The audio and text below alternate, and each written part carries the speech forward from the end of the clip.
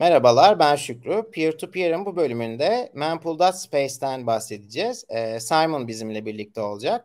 Simon Mempool.space'in iki geliştiricisinden biri. Aynı zamanda da kebap yemeyi çok seven ve güzel videolar çekebilen birisi.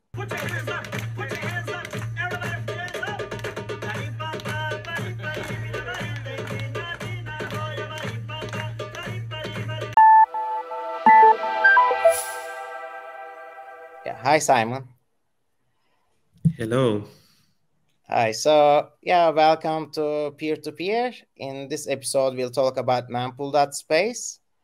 Yeah, and you are a critical part of the website, as I see. You are together with Wiz, you are doing wonders over there, helping see people the blockchain and what goes behind Bitcoin. So, would you like to start about your story with Mempool, or how did you start developing the project, and where it's at right now? It started in, I think, 2017 when I got into Bitcoin for real. And I realized that I want to do something with Bitcoin. Also went to several conferences, like the Hackers Congress in Prague, the Riga one, 2019. And but it was in like 17, 18, I was starting to build small projects.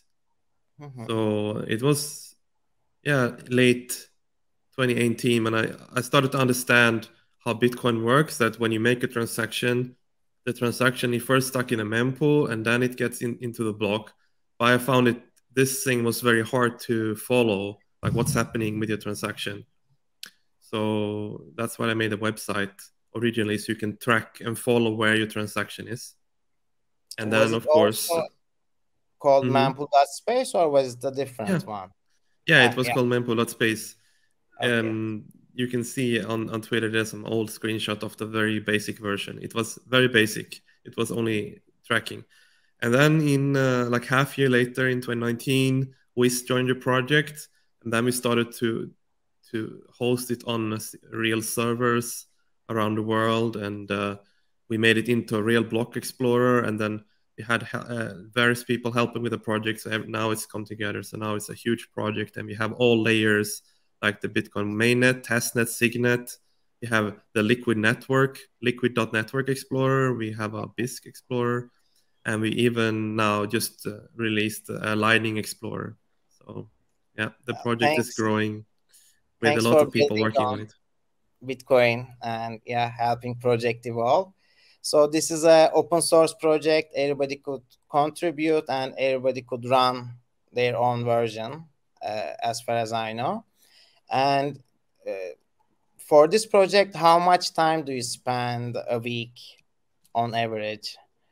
I mean, Mempool, because it's a company now, it's my full-time job basically. So I should spend 40 hours a week on Mempool. And that's it's taking my full focus basically. So I don't have time for other side projects or something like that right now. So I'm just working on what we're building on Mempool. Yeah, thanks for finding some time for this interview, by the way, because I know Mempool takes a lot of the time. So you fund it with supporters, right? Like people support the project, and then they. How does Mempool generate its revenue? Or well, in the first few years, we just financed it out of our own pockets, and then in 2020, when the site became really popular very fast, we enabled community sponsors, so people could sponsor 1 million sats, and you got your profile photo on the about page. A lot of people did that, and then we got like 3 or 4 or 5 enterprise sponsors. Like we got the grant from both Spiral, from Gemini, and from smaller from Bitrefill. We have Onchained. Yes, Onchained is our current sponsor, and then like in 2021, we made a great partnership with Foundry Mining Pool, which is the largest mining pool now in the world. So they sponsored us to develop all the mining related features like you see on the second tab on the website with hash rate and the mining pool statistics and all that stuff. Actually, open it. I'll add this here. Okay, perfect. This part. Yeah. So the second tab. So you have the pool here, and you can see you can click on Foundry, for example, and you can see how the Foundry mining pool has been growing, their latest blocks here. Yeah, which addresses they are using. So we're trying to partner with enterprises to integrate what they want, and they also want to contribute back to open source. So everything that we build, it just becomes open source back to the community like this. It's the beauty of open source. You build meaningful stuff, and people contribute to it. Oh, by the way, we just had a block drop. Yeah, 2 actually. Yeah. Oh yeah. Well, it's still on average we get a block in every 10 minutes. Sometimes you get variations, like sometimes you get a block once in every 40 minutes, but sometimes you get 2 back to back. And it's all random. It's only 10 minutes on average, but it can be everything from 1 minute to 1 hour, and people often get confused when it takes maybe 40 minutes and there's no new block, and they ask what's happening. Is the blockchain stopped? But no, it's just the randomness. Yeah, it's always 40 minutes when you are actually the one waiting for a transaction to happen, like other times it's always like back to back. I know. It's like, the classic sometimes you're lucky. Murphy's law. Yeah. And also you can see here, I mean, here that the current hash rate is up 5%. The blocks are coming in a bit faster right now, like 5% faster. Yeah, so not in 10 minutes, but like 9 minutes. Yeah, so that's why we updated here to show 9 minutes here instead. Because right now the mining power is higher. So this mining power gets updated in every 2016 blocks. Yeah, which is every 2 weeks. Yeah, with the time chain, it's 2 weeks, yeah. So also recently there was a big discussion about the order of the mempool. So as you can see in here, the blocks go from right to left, and so I know. And people were asking for the other way, from left to right, like.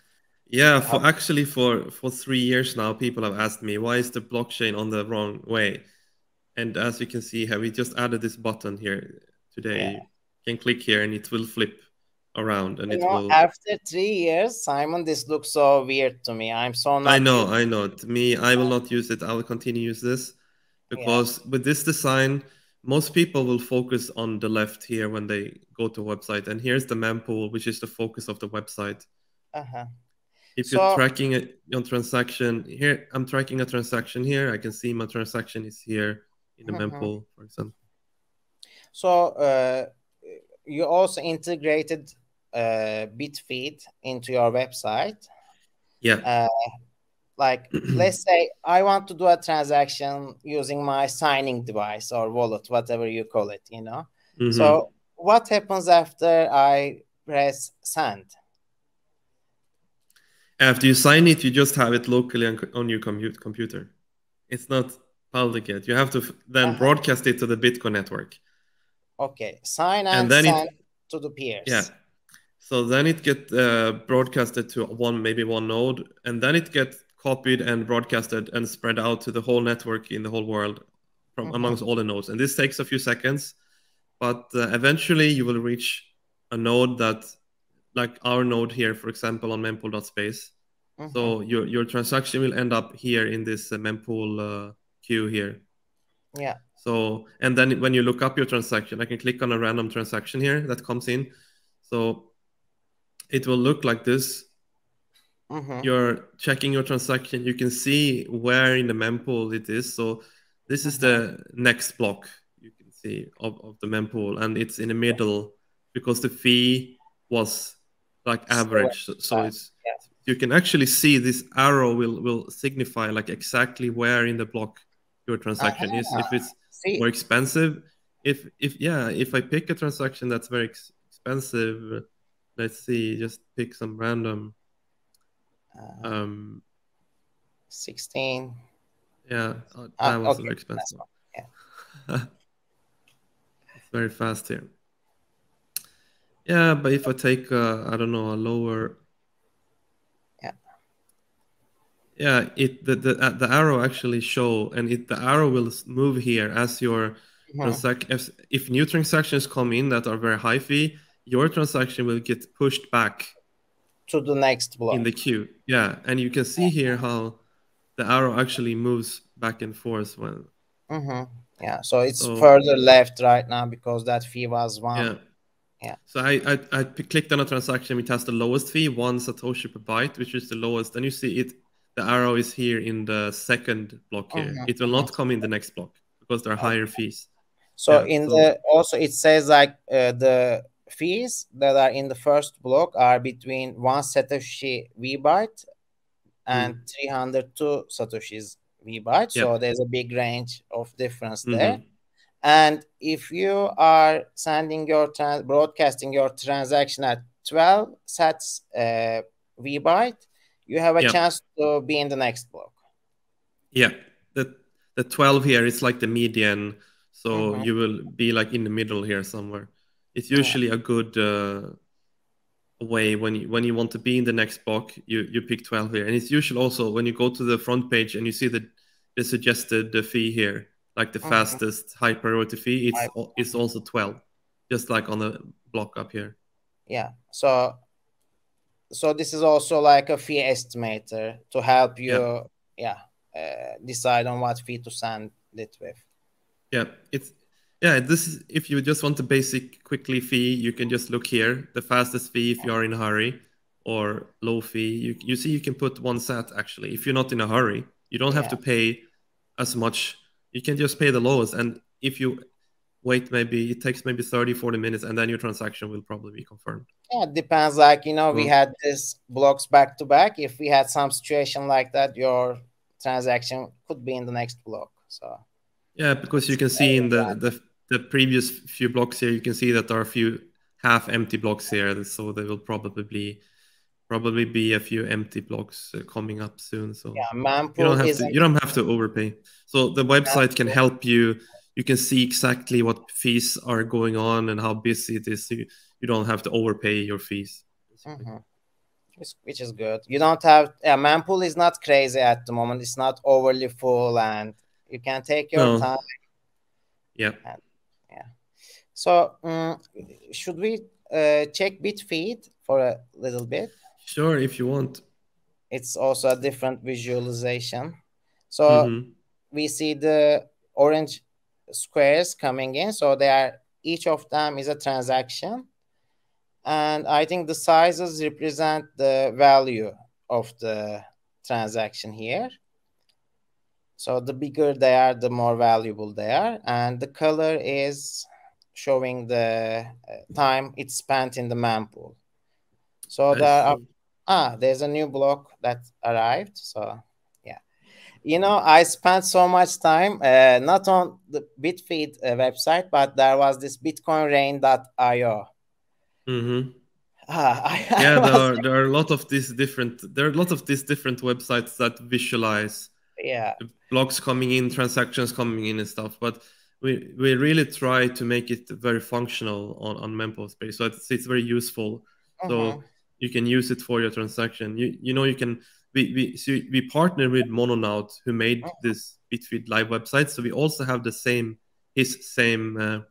thing directly on Mempool.space website. So if you click on the next Mempool block here, you can also see all the transactions by the size, and the color is the fee. So here's the green, which is a cheap one, and then you have a red one. Here is a very high fee. So you ordered them by the fee here. The default over there is by the value. I like the fee version more. Yeah, me too. That's the whole idea of the color here. You can see it's more yellow here to the right, and it's green, it's lower fee. Same here. Oh, my color is not my strong suit. I sometimes mix up the colors, but I see that there's a difference in colors. Being colorblind is not the best. Oh, really? Yeah. I could never be a bomb diffuser or some electronics guy or whatever, But this is very cool. You can see this is a huge transaction here. I can click on it, and you see we also added the Bitfeed visualization of what coins got transferred here. So do you think this one, when you look at it, do you think he is consolidating UTXO sets? Or? Yeah, so this is a huge one. So this is probably from an exchange that has a lot of addresses, and they consolidate to one big one.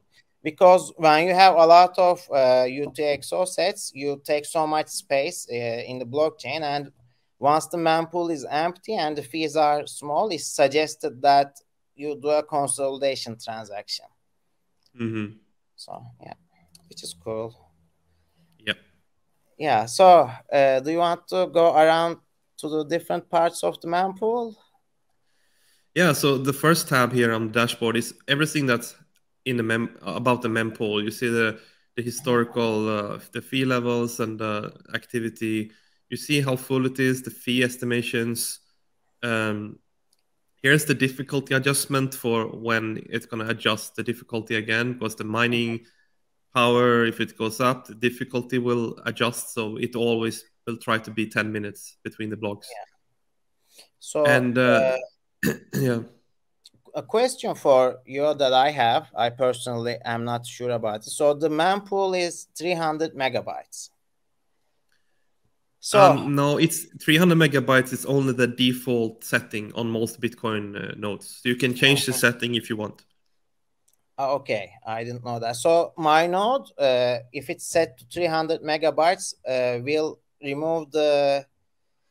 How does it work? Like, let's say mine is set to 300 megabytes, and I have more transactions coming, and it's over 300 megabytes. Yeah, it will start to kick out the smallest transactions. The one satoshis per Vbyte. It will start kick out when the higher transaction come in. And we saw that happening in 2020, 2021. 2017, I think, also happened during the bull market season and the merge. Yeah, and that's why we show the minimum fee here. So you know that you cannot, if the mempool is so full and the minimum fee is maybe 2 or 3, if you broadcast the one Satoshi, it will just be rejected. It will not go into the network because almost all the nodes or most of the nodes will just reject it. Yeah. So like, let's say I broadcast a transaction and let's say it's low fee and it didn't approve for like 2 weeks, or what is there a time limit for that, or does it just stay in the map? I don't think it's a time limit, but it might get kicked out and then it might be rebroadcasted again by a wallet. It depends which wallet you have. Yeah. But it might disappear and you will have to manually or automatically send the transaction again if it gets kicked out. So okay, yeah, it's a little bit different depending on, because the Bitcoin network is very diverse. There's many different wallets and nodes, so with different settings. So you're not really sure. It depends. True. Like some have replaced by fee, some have like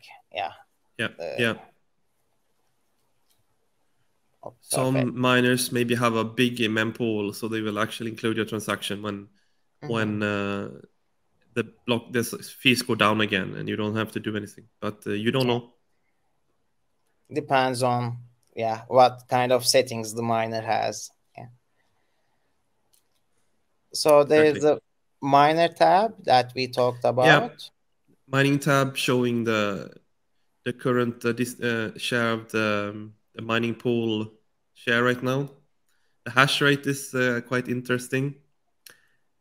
You can go into all these graphs and zoom out, and you can see how the mining hash rate has increased in Bitcoin's history, and you can see we're almost at all-time high right now. It just keeps increasing.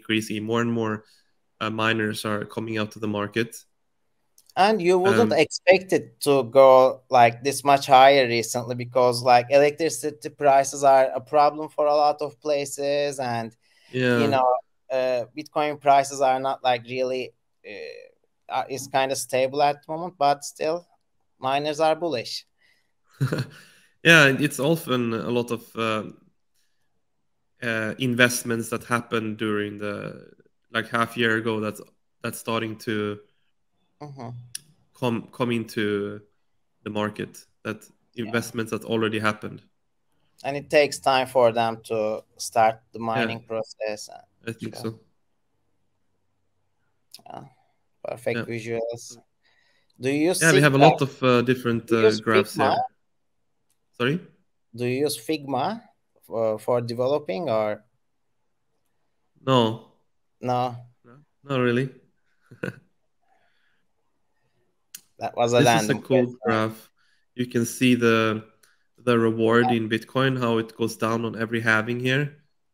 Just get cut in half, and the green is how much the miners earn in dollars. So the reward goes down, but the dollar goes up. Yeah, so you see the glitches there. Sometimes the rewards were high because the fees were high. Yeah, you can see here in back in 2014, you got $8,000 for a block, and then here you got because the price went up, you have like $15,000 per block. And now, even though we have it again here, you get like around the bull market here, you got $200,000 per block, and now you get like 100,000. So it's a lot of money miners get. That's why the hash power is increasing, because it's very profitable to mine. Yeah, so, especially if you have wasted electricity that you can use to mine, which is so we have a lot of cool graphs. And I mean, I can continue to the Lightning dashboard, which is very cool. You have the overview of the Lightning network, which is this layer 2 network right on top of Bitcoin, which is it's more P2P, like the name of your podcast. It's more peer-to-peer than Bitcoin is, because when you make a transaction on Bitcoin, it has to go to the blockchain and confirmed into a block. But in Lightning Network, you just send peer-to-peer between people, and you jump between different nodes to reach your destination. And so this dashboard here is visualizing all the Lightning connections here between all the nodes. These are the ClearNet ones, I'm guessing, right? Like, because that's true. The Tor nodes are not visible; they're hidden. So it's not 100% accurate. But you can see the total capacity. We have been setting new all-time highs in the Lightning network as well. Just this week, like 4,900 Bitcoin is locked up in the Lightning network. You can see historically how the capacity goes up. And you can click on a random node here, and I see how their capacity changed. You see their channel connections, and if you don't need to use this so much if you don't run your own Lightning node, but if you do, you might want to find your node, see the connections, and other helpful information. We have a lot of graphs here as well. The ISP part. So this is Lightning nodes that by capacity that are not on Tor, but you can see that a lot of the bigger nodes, you see that there's only 78 nodes here, because there are a few nodes here like the Bitfinex nodes, River Financial nodes. There's all big company nodes. These are hosted on Amazon clouds and stuff, and Google Cloud. That's why they take such a big. But because they put big amounts of Bitcoin in the node, they run it with a high capacity. But this I don't graph, think it's when it first came up, it was scary. Like, it looked like Google Cloud and Amazon Cloud had a lot of No, if you include Tor, and if you sort instead by amount of nodes instead of liquidity, it looks much better. So this is by nodes instead. So it's very spread out, and if you include Tor again, if you can see Tor nodes here, they are also making up like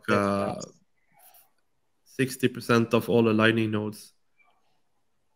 So I had a node on Luna node, and I have a Voltage cloud right now, and that one is also, I think, run on the Google Cloud.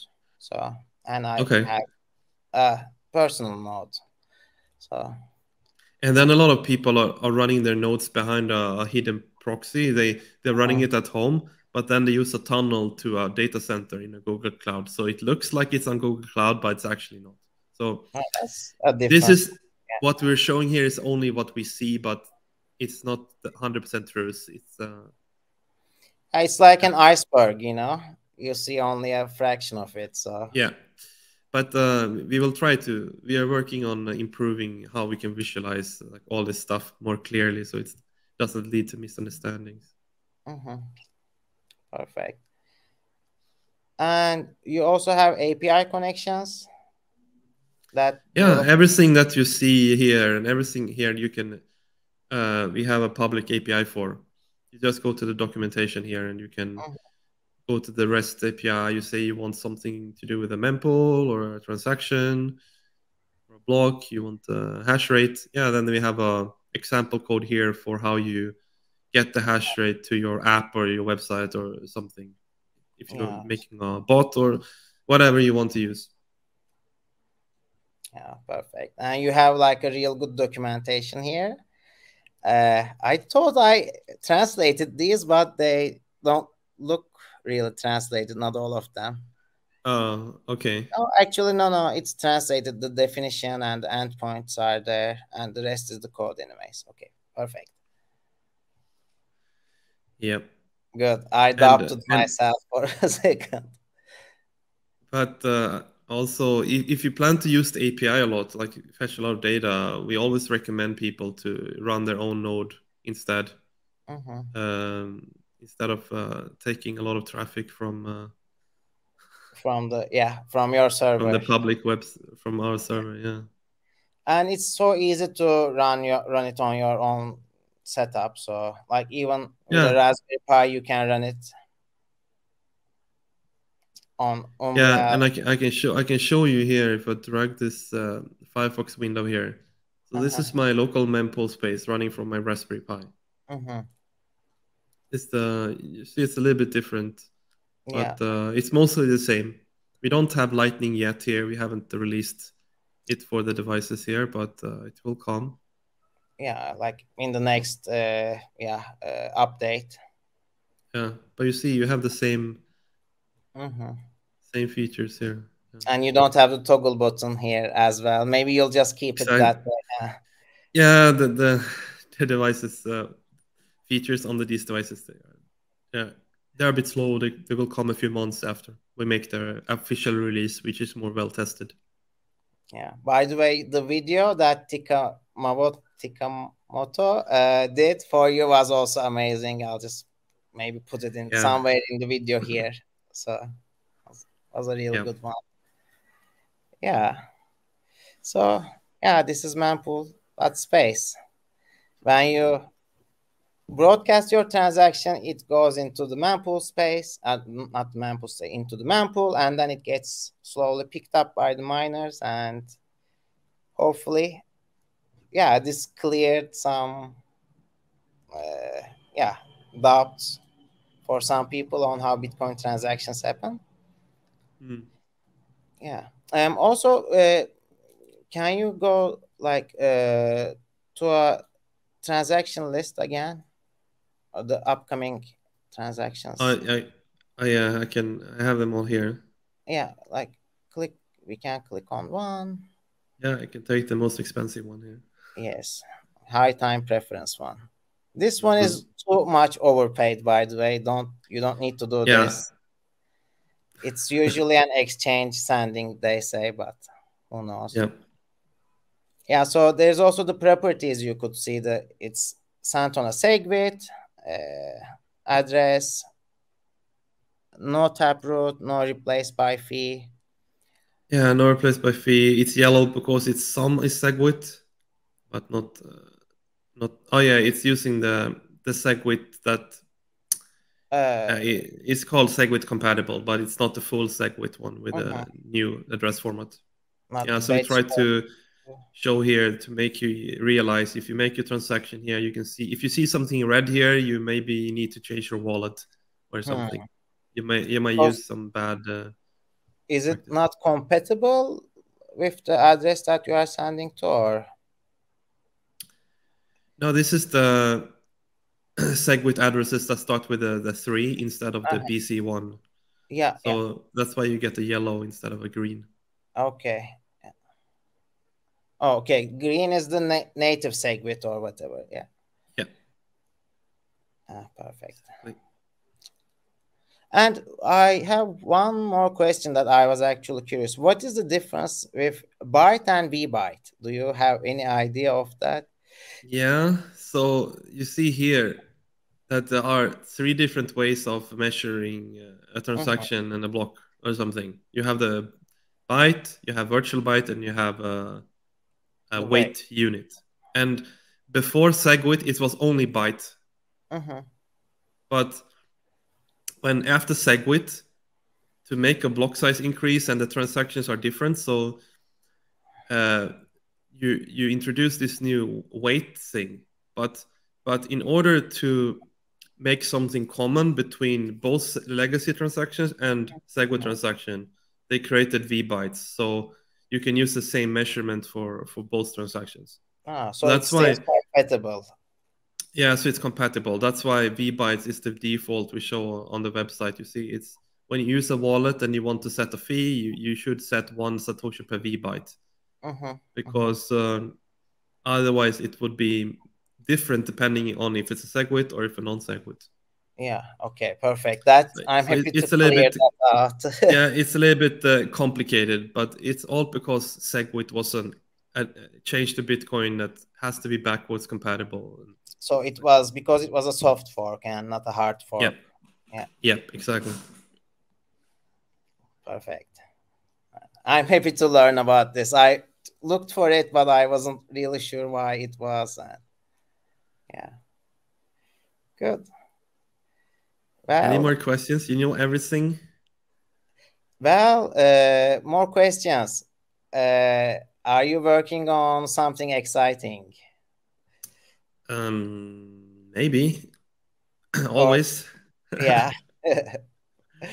I don't know. We'll see what will come in the coming months. But I also hope that we can make the Lightning Explorer available for everyone's home devices and Raspberry Pis and things like this. Yeah, so you'll make it so that I can run my own node and include the Lightning version. Yeah, I think most if you have your own full node, like on a Raspberry Pi node, like Raspberry Blitz or Umbrel, they always come with a Lightning node as default. So you can do everything, same things, but on your own node like this. Yeah, and it's really simple, like with a one-click installation on both devices, the Mempool.space, if you want to add to it. So, yeah. That's right. Perfect. Well, yeah, so thank you for your time. Simon ile Mempool.space hakkında yaptığımız bölümün sonuna geldik. Bu bölümde ben Mempool hakkında çok fazla şey öğrendim. Umarım size de faydası olmuştur. Lütfen Satoshi TV'yi takip etmeyi ve bildirimleri açmayı unutmayın. Ve bölümü aynı şekilde Satoshi Radyo üzerinden podcast olarak da dinleyebilirsiniz. Önümüzdeki bölümlerde görüşmek üzere.